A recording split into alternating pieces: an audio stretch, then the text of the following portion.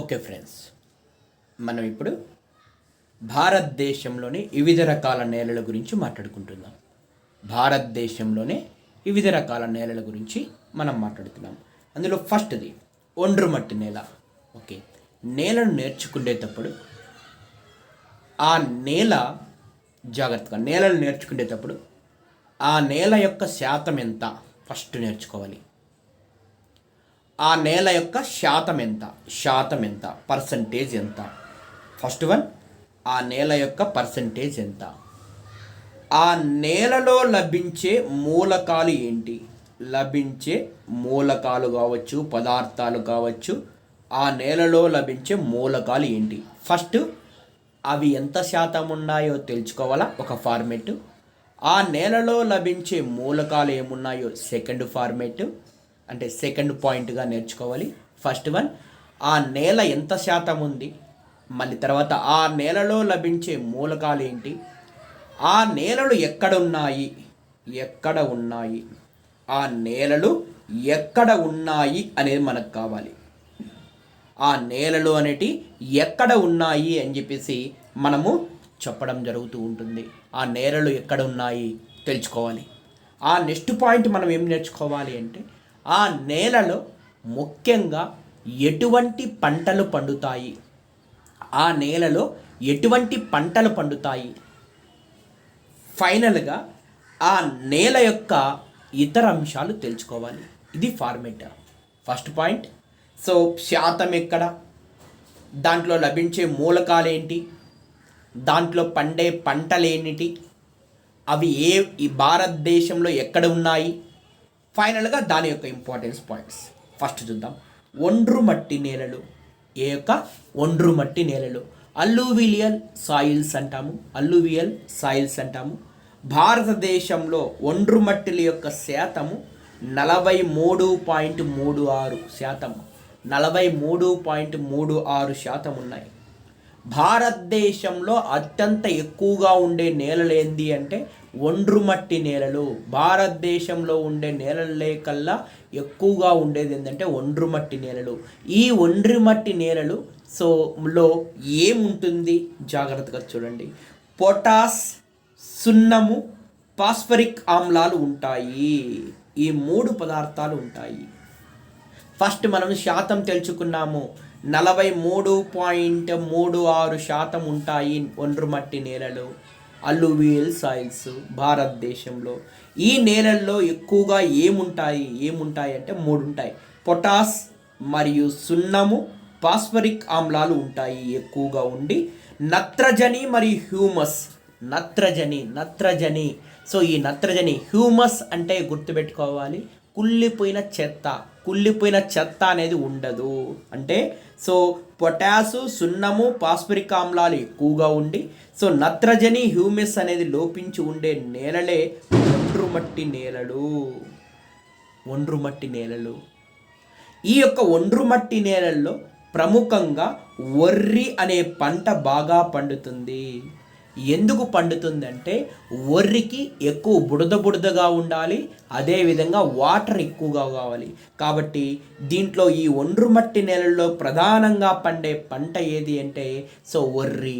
3 పాయింట్లు లైఫ్ చేసిన.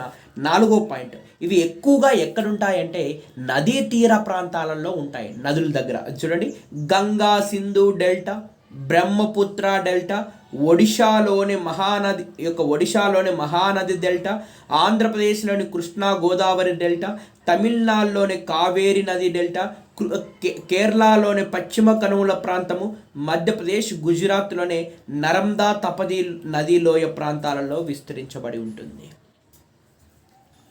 అంటే మెయిన్గా చెప్పాలి అంటే ఎక్కడైతే నదీ ప్రాంతాలు ఉంటాయో ఆ ప్రాంతాలలో నదులు పోయే దగ్గర ఇది ఒండ్రు మట్టి నేలలు అనేవి ఏర్పడుతుంటాయి. వీటినే బురద నేలలని కూడా మనం పిలుస్తూ ఉంటాము. సో భారతదేశంలో నదీ తీర ప్రాంతాలలో ఏర్పడే నదులు ఏంటి అంటే ఒండ్రు మట్టి నేలలు. ఫస్ట్ శాతం చూసుకున్నాం, లభించే మూలకాలు, లభించని మూలకాలు, లభించని మూలకాలు రెండు చూసుకున్నాం. దీంట్లో ప్రధానంగా పండే పంట వరి పంట అని చెప్పినాం. ఎక్కడుంటాయి భారతదేశంలో అంటే 4 పాయింట్లు మెయిన్గా గుర్తుపెట్టుకోవాలి.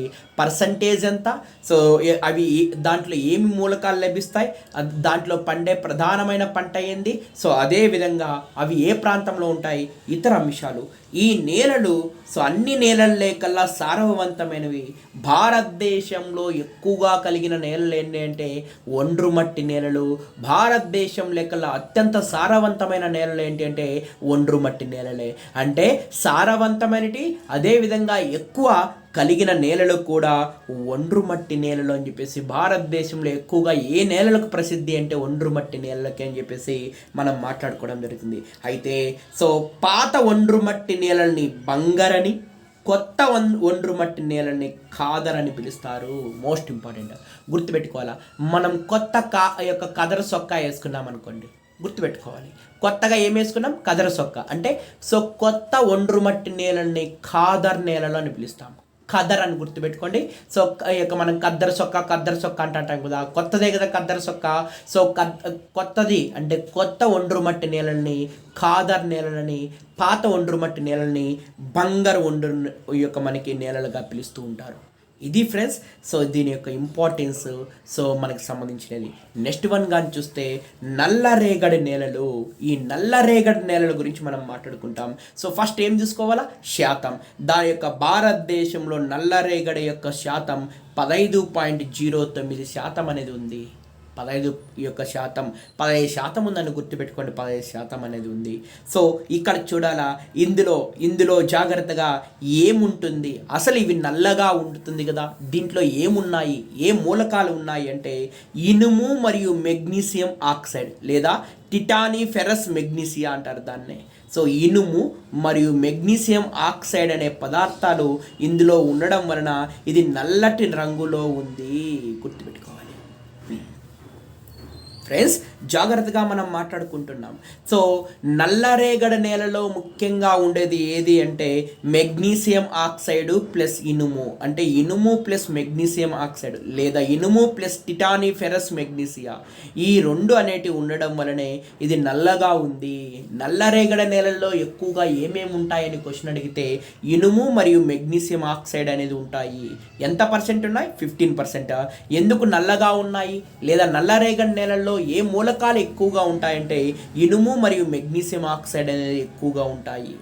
నెక్స్ట్ పాయింట్, ఈ యొక్క వీటిలో ప్రధానంగా పండే పంట ప్రత్తి పంట.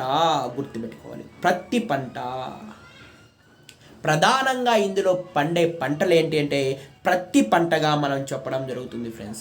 సో ప్రత్తి పంట అనేది ప్రధానంగా ఇక్కడ మనకు పండే పంట, నల్లరేగడి నేలల్లో ప్రధానంగా పండే పంట ప్రత్తి పంటగా మనం చెప్పడం జరుగుతూ ఉంటుంది ఫ్రెండ్స్. అయితే నల్లరేగడి నేలలు ప్రముఖంగా ఎక్కడున్నాయంటే మహారాష్ట్ర, గుజరాత్, ఉత్తర కర్ణాటకలోనే దక్కన్ నాపలు, సో మధ్యప్రదేశ్లోని మాల్వా పీఠభూమి, తమిళనాడులోని కోయంబత్తూరు, ఆంధ్రప్రదేశ్లోని అనంతపురం, నంద్యాల ప్రాంతంలో విస్తరించబడి ఉన్నాయి. ఎక్కడెక్కడ ఉన్నాయి అంటే మహారాష్ట్ర, గుజరాత్. ఎక్కువగా మీకు తెలుసు కాటన్ మిల్స్ కానీ లేదా సో పత్తిని ఎక్కువగా పండించేటి కానీ గుజరాత్, మహారాష్ట్రలోనే ఉంటుంది. కాబట్టి సో మనం ఏం చెప్తున్నాము అంటే ఈ నల్లరేగడి నేలలు ఎక్కువగా మహారాష్ట్ర, గుజరాత్ ప్రాంతంలో, ఉత్తర కర్ణాటకలో. గుర్తుపెట్టుకోవాలి, నల్లరేగడి నేలలు అనేటి గుర్తుపెట్టుకోండి. బసాల్ట్ అనే శిలలు అనేటి శైథిల్యం చెందడం వలన ఏర్పడతాయి. బసాల్ట్ అనే శిలలు శైథిల్యం చెందడం వలన ఈ బసాల్ట్ యొక్క గుర్తుపెట్టుకోండి, బసాల్ట్ యొక్క శిలల శైథిల్యం వలనే మనకి నల్లరేగడి నేలలు. గుర్తుపెట్టుకోవాలి, నల్లరేగడి నేలలు ఏ శిలల యొక్క శైథిల్యం వలన ఏర్పడతాయంటే బసాల్ట్ అనే శిలల యొక్క మనకు శైథిల్యం వలన ఏర్పడతాయి. ఇప్పుడు చూడండి, అదర్ పాయింట్స్ లేకొద్దాం, మనమే గుర్తుపెట్టుకోవాలా. సో ఈ నేలలు అంటే ఈ నల్లరేగడి నేలలు సో ప్రయారీ ప్రాంతంలోనే అంటే అమెరికాలోనే ప్రయారీ ప్రాంతంలో చెర్నోజోమ్స్ నేలను పోలి ఉంటాయి. అంటే సో అమెరికాలో ప్రయారీ ప్రాంతంలో ఉండే ఈ చెర్నోజోమ్స్ నేలల్ని పోలి ఉండేదే మన భారతదేశంలో నల్లరేగడి నేలలు అని చెప్పేసి మాట్లాడుతున్నాం. అంటే భారతదేశంలో నల్లరేగడి నేలలు అనేటి సో అమెరికాలోని ప్రయారి అనే ప్రాంతంలో ఉండే చెర్నోజోమ్ అనే నేలలతో పోలి ఉంటాయి. ఇది మోస్ట్ ఇంపార్టెంట్. సో అమెరికాలోని ప్రయారి ప్రాంతంలో ఉండే చెర్నోజోమ్స్ నేలలతో పోలి ఉండేది భారతదేశంలో ఏ నేలలు? ఒండ్రుమట్టి నేలల, నల్లరేగడి నేలల, ఎర్రమట్టి నేలల, ఇట్లా క్వశ్చన్ అడుగుతుంటాడు. నల్లరేగడి నేలలు అని చెప్పేసి మాట్లాడుతున్నాం. ఈ నల్లరేగడి నేలల్ని రేగర్ నేలలు అని తనను దూనుకునే నేలలు అని కూడా పిలుస్తూ ఉంటాం. అదర్ పాయింట్స్లో ఇవన్నీ చెప్తున్నాం ఫ్రెండ్స్. అంటే ఫస్ట్ అదర్ పాయింట్స్లో బసాల్ట్ శిలల సైథల్యం వలన, రెండోది ఏంటంటే అమెరికాలోని ప్రయారి అనే ప్రాంతంలో సో చెర్నోజోమ్స్ నేలల్ని పోలు ఉంటాయని, వీటిని నల్లరేగడి నేలల్ని రేగర్ నేలలు అని, తనను దున్నుకుండే నేలలను కూడా మనం పిలిచడం జరుగుతుంది ఫ్రెండ్స్. అదేవిధంగా నేలను అన్నిటి లేకల్లా నీటిని నిలుపుకుంటుంది. నీటిని ఎక్కువగా నిలుపుకుండేది ఏదంటే, నీటిని ఎక్కువగా నిలుపుకొని ఉండేది ఏంటంటే సో ఈ నల్లరేగడి నేలలు అని చెప్పేసి మనం మాట్లాడుతున్నాం ఫ్రెండ్స్. గుర్తుపెట్టుకోవాలి. So most important. సో అన్ని నేలల లేకల్లా ఎక్కువ నీటిని నిల్వ చేసుకునేది ఏంది అంటే ఈ నల్లరేగడి నేలలు అంటున్నాం. అదేవిధంగా వర్షాకాలంలో జిగటగా ఉంటూ సో ఎండాకాలంలో బీటలు తీసి ఉంటుంది, నెర్రెలు తీరి ఉంటుంది. అంటే వర్షాకాలంలో బురదగా జిగటగా ఉంటుంది. వేసవి కాలంలో ఎలా ఉంటుందంటే బీటలు తీసి ఉంటాయి. బీటలు అంటే నెర్రలుగా చీలిపోయి ఉంటుంది. ఇది ఫ్రెండ్స్ అదర్ పాయింట్స్లో మనం చెప్పుకునేది. నీటిని ఎక్కువగా నిలుపుకుండే నేలలు నల్లరేగడి నేలలే. రేగర్ నేలలు అన్నా సో అదేవిధంగా మనం తనను తాను దున్నుకుండే నేలలన్నా, బసాల్ట్ శిలల యొక్క సైథల్యం వలన ఏర్పడిన నేలలన్నా నల్లరేగడి నేలలుగా మనం చెప్పుతున్నాం ఫ్రెండ్స్. సో ఎర్ర నేలల గురించి మనం మాట్లాడుకుందాం ఫ్రెండ్స్. భారతదేశంలో ఎర్ర నేలలు సో మనకి రెండవ ఎక్కువగా కలిగిన నేలలు అని చెప్పేసి మనం మాట్లాడుతున్నాం. రెండవ ఎక్కువగా కలిగిన నేలలే సో భారతదేశంలో మనకి ఎర్ర నేలలు. ఫస్ట్ ఏంటి అంటే ఫ్రెండ్స్ ఒండ్రుమట్టి నేలలు, సెకండ్ పొజిషన్లో ఎర్ర నేలలు ఉన్నాయి, థర్డ్ పొజిషన్లో నల్లరేగడి నేలలు ఉన్నాయి. సో ఫస్ట్ ప్లేస్ భారతదేశంలో ఎక్కువగా ఉన్న నేలలు ఒండ్రుమట్టి నేలలు, సెకండ్ ప్లేస్ ఎర్ర నేలలు, థర్డ్ ప్లేస్ నల్లరేగడి నేలలు. ఈ 3 ప్లేసులు జాగ్రత్త గుర్తుపెట్టుకోండి. భారతదేశంలో ఎక్కువగా ఒండ్రుమట్టి నేలలు ఉన్నాయి, ఆ తర్వాత ఎర్ర నేలలు ఉన్నాయి, ఆ తర్వాత కూడా నల్లరేగడి నేలలు ఉన్నాయి. ఓకే, సో భారతదేశంలో 18.49 గుర్తుపెట్టుకోవాలి పర్సెంటేజ్ అనేది సో మనకి ఎర్ర నేలలు ఉన్నాయి. ఈ నేలలు ఎర్రగా ఉండడానికి గల కారణం ఏంటంటే ఐరన్ ఆక్సైడ్ అని చెప్పేసి మాట్లాడుతున్నాం. ఐరన్ ఆక్సైడ్ అంటే ఫెర్రస్ ఆక్సైడ్ అంటాము. ఈ ఐరన్ ఆక్సైడ్ కలిగి ఉండడం వల్ల ఈ నేలల్లో ఎక్కువగా ఏ పదార్థం ఉంటుంది, ఏ మూలకము ఉంటుంది అంటే ఆ యొక్క ఐరన్ ఆక్సైడ్ అనేది ఉంటుంది. ఫస్ట్ పాయింట్ ఎంత శాతం ఉందో నేర్చుకున్నాం. రెండో పాయింట్ సో మనం మాట్లాడుకునేది ఏంటంటే ఈ యొక్క ఏ మూలకాలు లభిస్తాయంటే ఐరన్ ఆక్సైడ్. అందుకే ఐరన్ ఆక్సైడ్ ఉండడం వలన ఇవి ఎర్రగా ఉంటాయని చెప్పేసి మనం మాట్లాడుకోవడం జరుగుతుంది. సో ఎర్ర నేలల లేగలు అనేటి ఏ దానికి ఫేమస్ అంటే గుర్తుపెట్టుకోండి, తోట పంటలకి మరియు వేరుశెనగ పంటలకి మోస్ట్ ఇంపార్టెంట్ ఫ్రెండ్స్. సో వేరుశెనగ పంటలకి, తోట పంటలకి మరియు వేరుశెనగ పంటలకి ముఖ్యంగా ఇవి ఫేమస్గా ఉంటాయి. అదేవిధంగా నూనె గింజల పంటలకు కూడా ఫేమస్గా ఉంటాయి. ఏవి? ఎర్ర నేలల లేగలు అనేటి నూనె గింజలకి, తోట పంటలకి, వేరుశెనగకి ఎక్కువ ఫేమస్గా ఉంటుంది అని చెప్పేసి ఎర్ర నేలలు మనం చెప్తూ ఉన్నాం. అయితే దేశంలో ముఖ్యంగా తమిళనాడులో ఎక్కువగా, ఆంధ్రప్రదేశ్లో second place, Rayalaseema, Telangana, so Odisha, Karnataka, Chhattisgarh, Jharkhand, Assam నేలల యొక్క మనకి రాష్ట్రాలలో విస్తరించబడి ఉంటుంది. ముఖ్యంగా గుర్తుపెట్టుకో తమిళనాడు తర్వాత ఆంధ్రప్రదేశ్లో కూడా రాయలసీమ ప్రాంతంలో ఎక్కువగా ఉంటుందని చెప్పేసి మనం మాట్లాడుకోవడం జరుగుతుంది ఫ్రెండ్స్. మోస్ట్ ఇంపార్టెంట్ ఎర్ర నేలల గురించి మనకి ఎగ్జామ్ పాయింట్ ఆఫ్ లో అడిగేది. అదర్ పాయింట్స్ అయితే ఏం లేదు ఫ్రెండ్స్, గుర్తుపెట్టుకోనండి. సో నెక్స్ట్ వన్ లాట్రేట్ నేలలు. 4వ రకమైన నేలలు లాట్రేట్ నేలలు. ఇవి 3.70% ఉన్నాయి లాట్రేట్ నేలలు అని చెప్పేసి మనం మాట్లాడుకోవడం ఉండడం జరుగుతుంది ఫ్రెండ్స్. అయితే ఈ లాట్రేట్ నేలల్లో సో గుర్తుపెట్టుకోవాలా, ఈ లాట్రేట్ నేలల్లో సో ఈ లాట్రేట్ నేలలు ఇటుక ఎరుపు వర్ణంలో ఉంటాయి. కారణం ఏంటి అంటే ఈ లాట్రేట్ నేలల్లో గుర్తుపెట్టుకోవాలా, ఇనుము అల్యూమినియం ఆక్సైడ్ అనేటివి ఉంటాయి, మూలకాలు గుర్తుపెట్టుకోవాలి. సో ఎరుపు రంగులో ఉండేటి మాత్రం ఎర్ర నేలలే. ఇటుక అనేది అంత ఎర్రగా ఉండదు. సో ఇటుక ఎరుపు వర్ణంలో ఉండేటి సో ఏంటంటే లాట్రేట్ నేలలు. అలా ఎందుకు ఉంటాయి అంటే దాంట్లో కరిగి ఉన్నది ఇనుము మరియు అల్యూమినియం ఆక్సైడు. ఇనుము మరియు అల్యూమినియం ఆక్సైడ్ అనేది అందులో కరిగి ఉంటాయి లాట్రేట్ నేలలో. అందుకే ఇటుక ఎరుపు వర్ణంలో ఉండడం జరుగుతుంది ఈ లాట్రేట్ నేలలో అని చెప్పేసి మనం మాట్లాడుకోవడం జరుగుతుంది ఫ్రెండ్స్. అయితే ఎక్కువగా మనకి గుర్తుపెట్టుకోవాలి, ఎక్కువగా ఏ ప్రాంతంలో ఉంటాయంటే కేరళలోనే పశ్చిమ కనుమల శిఖర భాగాలు. అంటే కేరళలో ఉంటాయి కదా, ఈ కేరళలో పశ్చిమ కనుమలు ఉంటాయి. సో వెస్ట్రన్ ఘాట్స్ ఉంటాయి. ఆ వెస్ట్రన్ ఘాట్స్లో కూడా ఇక్కడ ఉంటాయి, పర్వతాలు పైన ఉంటాయి. అంటే చూడండి, ఈ యొక్క కనుమల శిఖర భాగాలు అంటే పెద్ద పెద్ద పర్వతాలు ఉంటాయి కదా, ఆ పర్వతాలు. మరియు మధ్యప్రదేశ్లోని సాత్పురా పర్వత ఉపరితలాల పైన ఎక్కడైతే పర్వతాలు ఉంటాయి అక్కడ గుర్తుపెట్టుకోవాలి. పర్వతం అంటే కొద్దిగా కొండ కంటే కొద్దిగా ఎక్కువ కలిగినది. తెలంగాణలోని మెదక్ జిల్లాలోని జహీరాబాదు, నారాయణఖేడ్, మరియు ఆంధ్రప్రదేశ్లోని చిత్తూరు జిల్లాలోని సత్యవేడు, మోస్ట్ ఇంపార్టెంట్. ఆంధ్రప్రదేశ్లోని చిత్తూరు జిల్లాలోని సత్యవేడు, నెల్లూరు జిల్లాలోని తూర్పు కనుమల్లో, సో అస్సాం, మేఘాలయ రాష్ట్రాలలో ఇవి విస్తరించబడి ఉంటాయి అని చెప్పేసి మనం మాట్లాడుతున్నాం. ఏ నేలలు ఫ్రెండ్స్? లాట్రేట్ నేలలు అనేటివి మనకి కేరళలోని పశ్చిమ కనుమల శిఖర భాగాలలో ఉంటాయి. తెలంగాణలోని మెదక్ జిల్లాలో జహీరాబాదులో మరియు నారాయణఖేడులో, మరియు ఆంధ్రప్రదేశ్లోని చిత్తూరు జిల్లా, మోస్ట్ ఇంపార్టెంట్, ఆంధ్రప్రదేశ్లోని చిత్తూరు జిల్లా సత్యవేడు ప్రాంతం, నెల్లూరులోనే సో జిల్లాలలో మనకి విస్తరించబడి ఉంటాయి అని చెప్పేసి మనం అందరం చెప్పుకోవడం జరుగుతుంది ఫ్రెండ్స్. దీని యొక్క ఇంపార్టెన్స్ మనం మాట్లాడుకుందాం ఫ్రెండ్స్ జాగ్రత్తగా.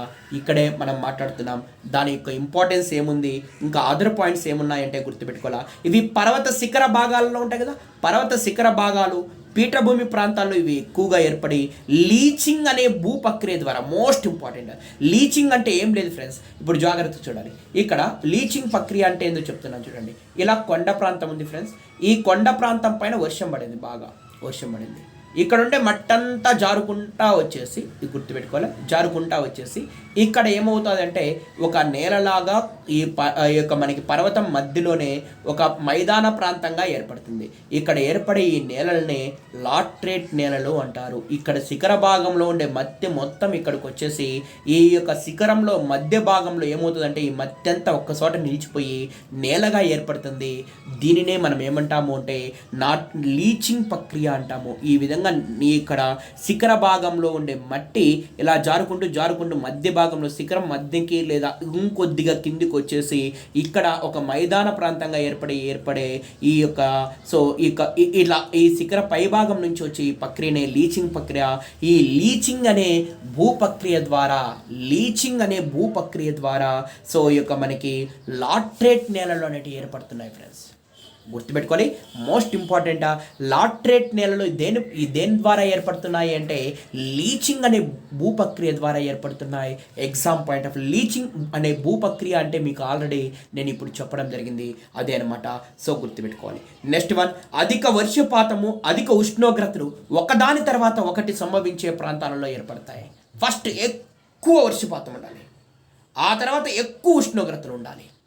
అంటే మోస్ట్ ఇంపార్టెంట్ పాయింట్, అధిక వర్షపాతము, అధిక ఉష్ణోగ్రతలు ఎక్కడైతే సంభవిస్తుంటాయో ఆ ప్రాంతాలలో మనకి ఏమవుతుంది అంటే ఈ లాట్రేట్ నేలలు అనేటివి ఏర్పడుతున్నాయి ఫ్రెండ్స్. మోస్ట్ ఇంపార్టెంట్, లాట్రేట్ నేలలు ఎక్కడ ఏర్పడుతున్నాయి అంటే అధిక వర్షపాతము, అధిక ఉష్ణోగ్రత ఎక్కడైతే సంభవిస్తుందో ఆ ప్రాంతంలో ఈ అధిక వర్షపాతము, అధిక ఉష్ణోగ్రత ఎక్కడైతే ఉంటుందో ఆ ప్రాంతంలో ఈ యొక్క మనకి నేలలు అనేటివి ఏర్పడుతున్నాయి, లాట్రేట్ నేలలు అని చెప్పేసి మనం మాట్లాడుకుంటున్నాం ఫ్రెండ్స్. సో ఐదోది చూస్తున్నాం, ఎడారి లేదా ఇసుక నేలలు. ఎడారి నేలలు లేదా ఇసుక నేలలుగా మనం చెప్పడం జరుగుతుంది ఫ్రెండ్స్. ఎడారి లేదా ఇసుక నేలలు అంటే భారత భూభాగంలో ఎడారి లేదా ఇసుక నేలలు 4.42% ఉన్నాయి ఫ్రెండ్స్.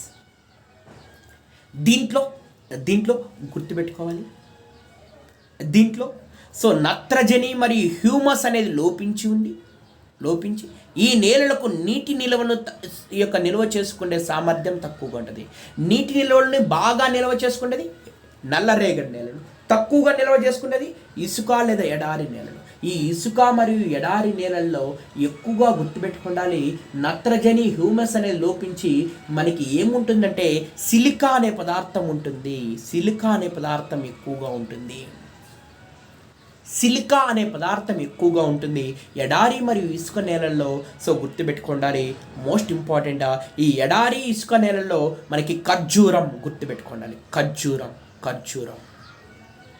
ఖర్జూరము, బ్రహ్మజముడు, నాగజముడు అనే కొన్ని పంటలు, అంటే ఎడారి ప్రాంతాలలో ఈ ఇసుక మరియు ఈ యొక్క ఎడారి నేలల్లో ఏ పంట బాగా పండుతుందంటే ఖర్జూరం అనే పంట బాగా పండుతుంది. ఇందులో ముఖ్యంగా నత్రజని హ్యూమస్ అనేది లోపించబడి సిలికా అనేది ఎక్కువగా ఉంటుంది. నీటిని నిల్వ చేసుకునే సామర్థ్యం తక్కువగా ఉంటుంది. సో ఇప్పుడు అదర్ పాయింట్స్లోకి వెళ్తే శుష్క, అర్ధ శుష్క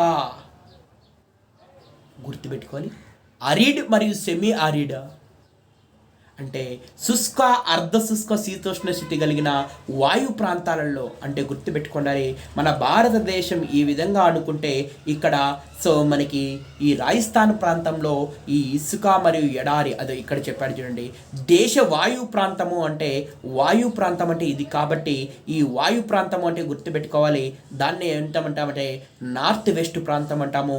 ఈ ప్రాంతంలో అంటే రాజస్థాన్ కూడా ఆ ప్రాంతంలో ఉండేది కాబట్టి ఈ ప్రాంతంలో ఎడారి మరియు ఇసుక నేలలు ఎక్కువగా ఉంటాయి. నెక్స్ట్ వన్ పర్వత నేలలు అనేటివి మనం చూసుకుందాం. పర్వత నేలలు భారతదేశంలో 5.5 ఉంటాయి. 5.5 అనేటివి ఉంటాయి. ఈ యొక్క దీంట్లో గుర్తుపెట్టుకోగల హ్యూమస్ అంటే గుర్తుపెట్టుకోవాలి. హ్యూమస్ అంటే ఆల్రెడీ చెప్పిన, సో మనకు తెలుసు కదా, హ్యూమస్ అంటే చెట్ల కింద రాలిపోయి ఉంటుంది పొట్టు, ఆ పొట్టు ఎక్కువగా ఉండడం. హ్యూమస్ అనేది ఎక్కువగా ఉంటుంది. Very very very very important. పర్వత ప్రాంతాలలో ఉన్న చెట్లు ఎక్కువగా ఉండేది, ఆ చెట్లు ఏమవుతాయి, ఆకు కిందకి రాలుస్తాయి. ఆ ఆకు ఏమవుతుంది, సో ఈ యొక్క మనకి నీటిని నిల్వ చేసుకునే ఆ ఆకు కుళ్ళిపోయిన ఆకులాగా ఉంటుంది. దాన్నే మనం హ్యూమస్ అంటాం. హ్యూమస్ ఎక్కువగా కలిగిన నేలలు ఏంటి, పర్వత ప్రాంత నేలలు. ఇంకా మిగతా నేలలు అంతా హ్యూమస్ లోపించే ఉంటుంది, కానీ పర్వత ప్రాంత నేలల్లో హ్యూమస్ ఎక్కువగా ఉండి అందుకే ఇవి ఆమ్లరహితము. అంటే గుర్తుపెట్టుకోవాలి, ఆమ్లరహితము అంటే యాసిడ్ అనేది ఉండదు, దీంట్లో యాసిడ్ అనేది ఉండదు, ఆమ్లరహితంగా ఉంటాయి. ఎటువంటి ఈ యొక్క మనకి సో కాలుష్యం అయి ఉండదు ఈ నేల. సో ఎందుకు కాదు అంటే అంత ఆకుతోనే కుళ్ళిపోయి ఆకుల ద్వారానే ఏర్పడుతుంది కాబట్టి అందుకే ఈ నేలల్ని మనం ఏమంటామంటే పోడోజోల్స్ అని చెప్పేసి, మోస్ట్ ఇంపార్టెంట్, పోడోజోల్స్ అని మనం పిలిచడం జరుగుతూ ఉంటుంది.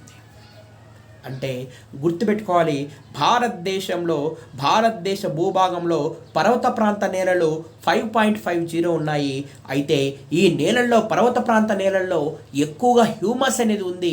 ఈ హ్యూమస్ వలన ఆమ్లం అనేది తగ్గిపోయి ఉంటుంది, ఆమ్లం లేకుండా ఉంటుంది, అంటే ఆమ్లరహితంగా ఉంటుంది. సో ఆమ్లరహితంగా ఉంటుంది కాబట్టి ఈ నేలల్ని పోడోజోల్స్గా మనం చెప్తున్నాం, పోడోజల్గా. సో ఈ పోడోజల్ అనే నేలల్ని సో అంటే మనం పర్వత ప్రాంత నేలల్ని పోడోజల్స్గా చెప్తూ ఉంటాం. ఎందుకు అంటే ఆకు అనేది ఎక్కువగా కుళ్ళి ఉంటుంది కాబట్టి. జాగ్రత్తగా.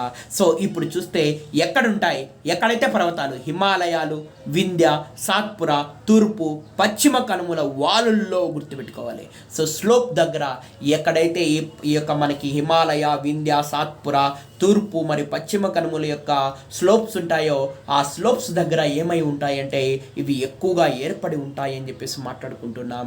ఎక్కువగా ఇవి ఏ పంటలకు ఫేమస్ అయి ఉంటాయంటే కాఫీ, తేయాకు పంటలకి ఈ నేలలు అనేటి ఫేమస్ అయి ఉంటాయని చెప్పేసి మనం అందరం చెప్పడం జరుగుతుంది ఫ్రెండ్స్. పర్వత నేలనే ఆమ్లరహిత పోడోజోల్స్గా మనం పిలుస్తూ ఉంటాము. దీంట్లో హ్యూమస్ ఎక్కువగా ఉంటుంది. అన్ని నేలల్లో హ్యూమస్ తక్కువగా ఉన్నప్పటికీ ఈ నేలల్లో మాత్రం హ్యూమస్ ఎక్కువగా ఉంటుంది. లాస్ట్గా మంచుతో కూడిన నేలలు, అంతా మంచుతో కూడిబడి ఉంటాయి. ఆ నేలలు ఏంటి అంటే భారత భూభాగంలో మంచుతో కూడిన నేలలు సో ఇక 1.21% అనేటివి ఉంటాయి. హిమాద్రి, కారంకోణం, లడక్, జస్కర్ ప్రాంతాలలో పూర్తిగా సో పరిణితి చెందకుండా అంటే కొద్దిగా ఉండి ఈ యొక్క మంచుతో కప్పబడిన నేలలు ఇక్కడ ఉంటాయి అని చెప్పేసి మీ అందరికీ తెలియచేయడం జరుగుతుంది ఫ్రెండ్స్. ఇది నేలలకు సంబంధించిన ముఖ్యమైన సమాచారము అని చెప్పేసి మీతో నేను డిస్కస్ చేయడం జరుగుతుంది. సో నెక్స్ట్ క్లాస్లో ఏం చెప్తాము అంటే నేలలకు సంబంధించి ఇంకొద్ది ఇన్ఫర్మేషన్ ఉంటుంది, అది మీకు సో జాగ్రత్తగా మనం మాట్లాడుకున్నట్లయితే దాన్ని రాసి నేను సో ఒక పేపర్లో రాసి ఏమేమి పాయింట్లు మిస్ అయినాయో మరొక వీడియోలో మీకు అప్లోడ్ చేస్తాను ఫ్రెండ్స్. ఇంతటితో ఈ భారతదేశంలో నేలలు సో మనము బాగా నేర్చుకున్నాం. సో నేలల గురించి నేర్చుకునేటప్పుడు పర్సంటేజ్ గుర్తుపెట్టుకో, అందులో ఏమున్నాయి, ఏ మూలకాలు ఉంటాయి, ఏ మూలకాలు ఉండవు, అది ఏ పంటకి ఫేమస్, అది భారతదేశంలో ఎక్కడ ఉంటుంది, దాంట్లో అదర్ పాయింట్స్. ఈ 5 పాయింట్స్ మనం కానీ గుర్తుపెట్టుకోగలిగితే సో ఆటోమేటిక్గా మనము చూసుకోవడానికి ఆస్కారం ఉంటుంది. లీచింగ్ ప్రక్రియ ద్వారా లాటరేట్ నేలలు, అది గుర్తుపెట్టుకోండి. ఓకే, సో లీచింగ్ ఎక్కువగా మనకి సో ఆ యొక్క మనకి హ్యూమస్ ఉండేది ఏంది గుర్తుపెట్టుకోవాలి, పర్వత నేలలు. సో ఐరన్ ఆక్సైడ్ ఎక్కువగా ఉండేది ఎర్ర నేలలు. భారతదేశంలో ఎక్కువగా ఉండే నేలలు ఒండ్రుమట్టి నేలలు, దాని తర్వాత ఎక్కువగా ఉండే నేలలు సో ఎర్ర నేలలు, దాని తర్వాత ఎక్కువగా ఉండే నేలలు నల్లరేగడి నేలలు, దాని తర్వాత ఎక్కువగా ఉండేది అంటే పర్వత నేలలు, దాని తర్వాత ఎక్కువగా ఉండేది అంటే ఎడారి ఇసుక నేలలు అని చెప్పేసి మాట్లాడుతున్నాం. టాప్ 5 గుర్తుపెట్టుకోండి జాగ్రత్తగా. సో ఒండ్రుమట్టి నేలలు, ఎర్ర నేలలు, నల్లరేగడి నేలలు, సో పర్వత ప్రాంతం ఈ యొక్క మనకి నేలలు ఇసుక మరియు ఎడారి నేలలుగా మనం చెప్తూ ఉన్నాం ఫ్రెండ్స్. నెక్స్ట్ క్లాస్లో ఈ యొక్క లెసన్కి సంబంధించి భారతదేశ నేలలకు సంబంధించి ఏవైతే మిగిలిపోయి ఉంటాయో దా పాయింట్స్ నేను డిస్కస్ చేస్తాను ఫ్రెండ్స్. Thank you.